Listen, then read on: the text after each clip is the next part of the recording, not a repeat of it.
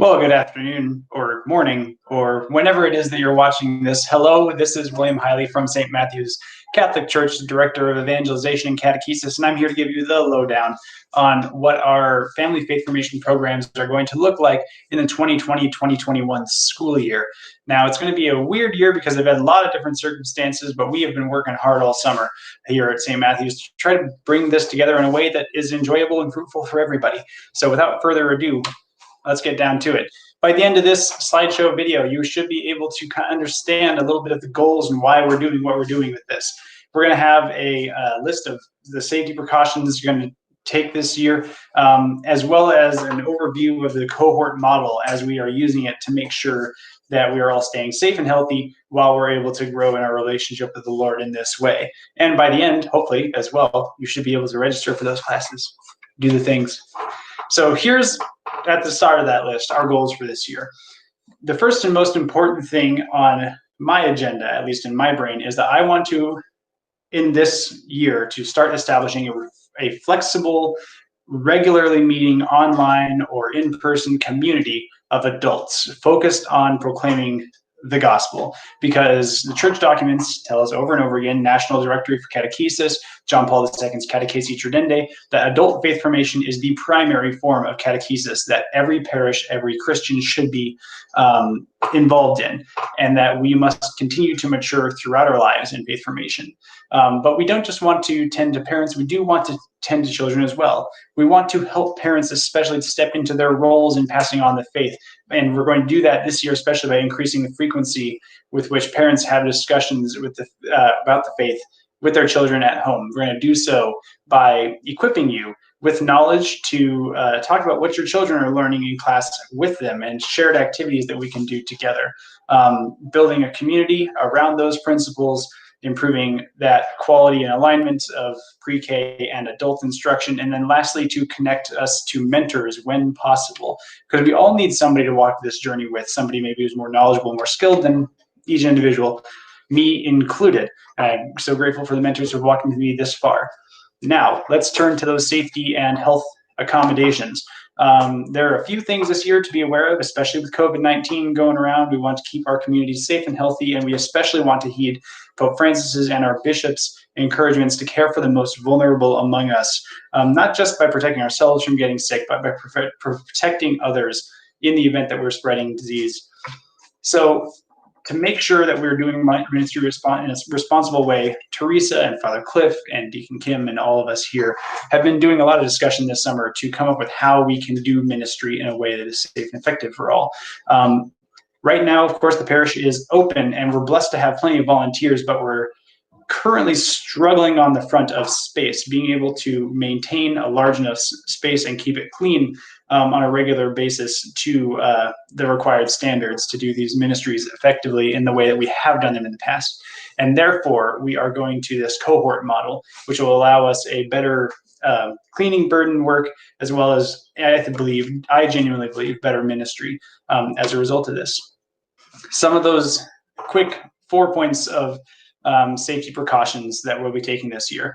We'll be using that cohort ministry, which allows us to kind of quarantine a group in the event that there is an individual who reports a case of COVID. We're also building in from the start of the year a digital option. So if you're not able to join us in person, there is always the option of participating online.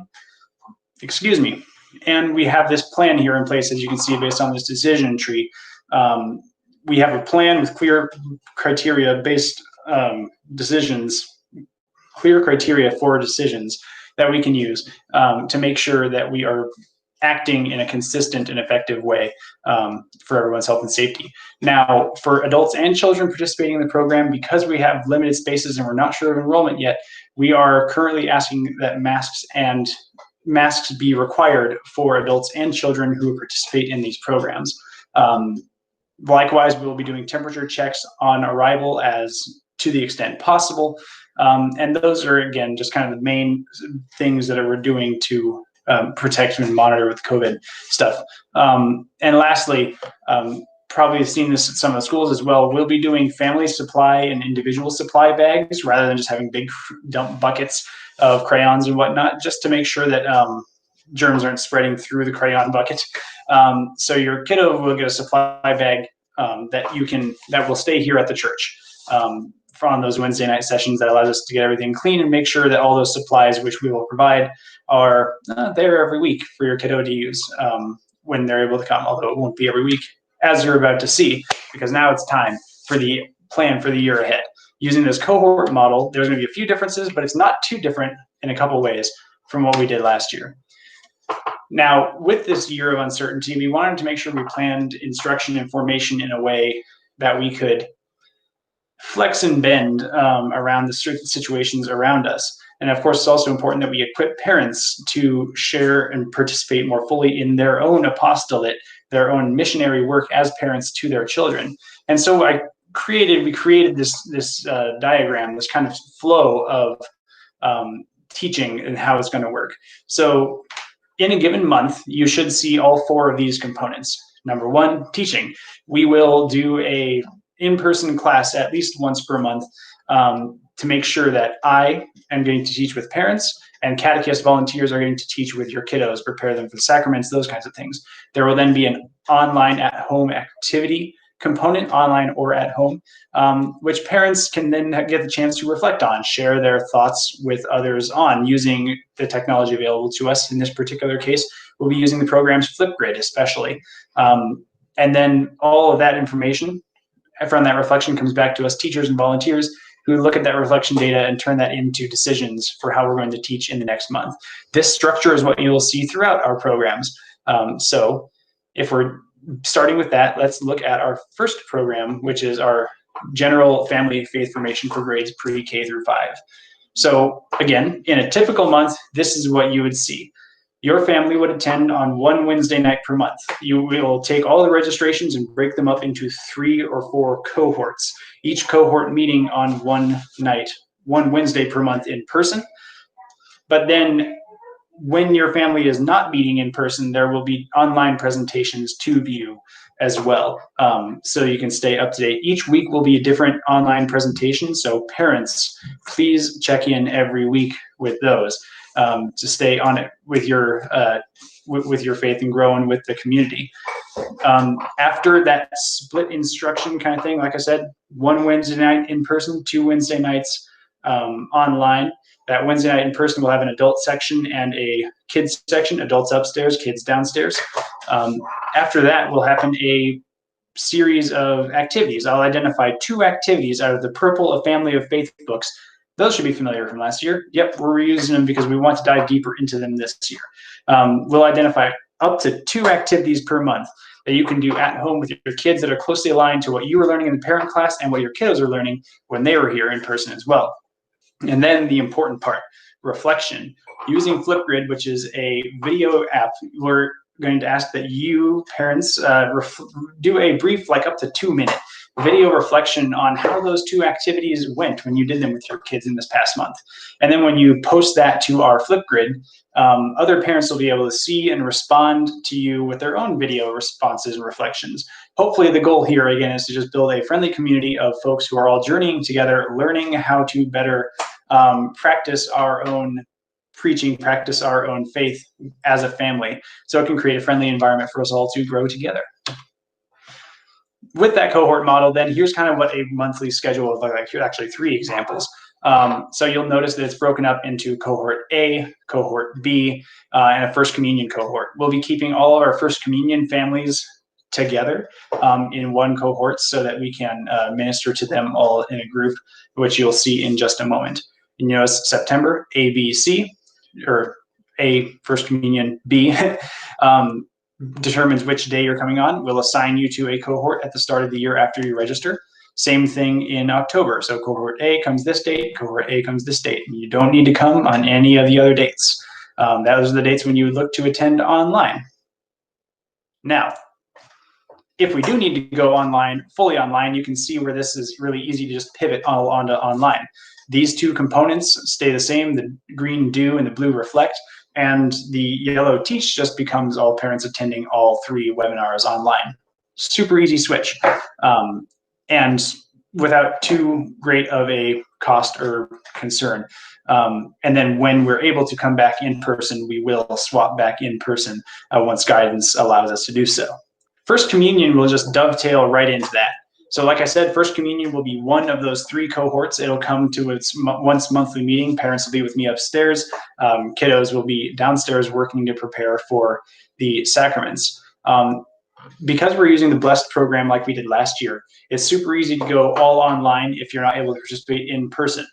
Super easy to make up work that way because all the videos and resources will be online. Every kiddo will have a workbook that they should be able to take home with them. So really easy to do this all online and switch to online if we have to. We'll be using a program called Seesaw in the event that we need to submit work online. So every person who signs up for First Communion, we will get a Seesaw account too as well, in addition to the Flipgrid code. We're also really excited this year to offer for the first time a First Communion preparation class on Tuesday nights alongside our Luz y Esperanza Spanish group. So just a couple points on that. If you are a Spanish-speaking parent who would like your child to be receiving First Communion this year, I encourage you to get involved with Luz y Esperanza because we'll have that First Communion class that meets at the same time as Luz y Esperanza, same schedule. And if you sign up for that Tuesday group, you don't need to worry about signing up for anything on a Wednesday. Either Tuesday or Wednesday, only need to come one night of the week. Now that most of the information is over, a quick note on registration. Once you have gotten everything, all that information processed, handled, and you're ready to register, I invite you to head on over to our Facebook page, St. Matthew's Catholic Church at Gillette, Wyoming, USA. Click on events. Once you have clicked on events, look for this here fella labeled Open House, Youth, and Faith Formation. Click on that, should open right up. And whether you have a Facebook account or not, you should be able to look right here at the details area. Go ahead and give a click on this registration form. And boom, just like that, you're at the registration form for Family Faith Formation. Here you can find the full details of everything that I just said in our Faith Formation overview video, and then also a little bit more about costs, program registrations, suggested donations, that kind of things, before going into the registration options for yourself as parents and for your kiddos. So with all that now in your brain, I hope you are feeling ready, excited for this year, because I'm definitely excited for this year. I'm excited for the different things we're going to get to do. If you have any big questions or concerns, please do not hesitate to reach out to me. If you're interested even in just seeing some of the other things, seeing what Family Faith Formation can do for you, I encourage you to check out this video down below here. It's from a member of our community who spoke very well on the matter of why adult faith formation has made a huge difference for him. This is William Hiley from St. Matthew's Catholic Church signing off. See you soon.